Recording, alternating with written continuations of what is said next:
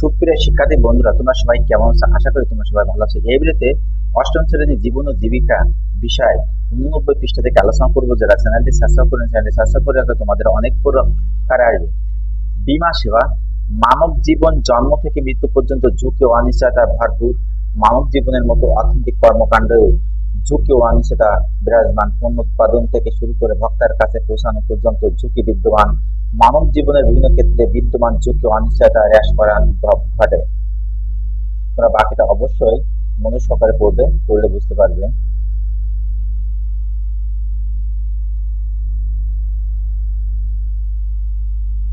তোমরা এটা অবশ্যই মনোযোগ সহকারে পড়বে।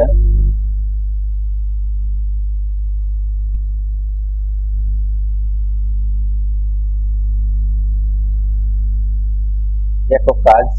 তোমার এলাকায় কোন কোন আর্থিক প্রতিষ্ঠান রয়েছে ছকে তা তালিকা তৈরি করো।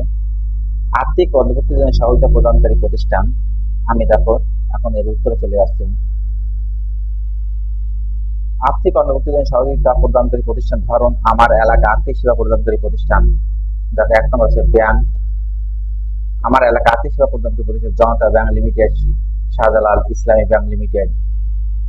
তারপর আছে 2 নম্বরে নন ব্যাংক আর্থিক প্রতিষ্ঠান IDLC finance limited, United finance limited. তারপর দেখো ক্ষুদ্র ঋণ প্রতিষ্ঠান এ এম এফ আই। দেখো আমার এলাকায় আর্থিক সেবা প্রদানকারী ব্র্যাক আশা।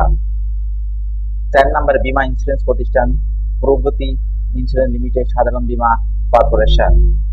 5 নম্বরে সমবায় প্রতিষ্ঠান বাংলাদেশ সমবায় ব্যাংক, আজিজ সমবায় ব্যাংক। আশা করি তোমরা এটি বুঝতে পেরেছ। তাহলে আজ এই পর্যন্ত। Thank you everyone.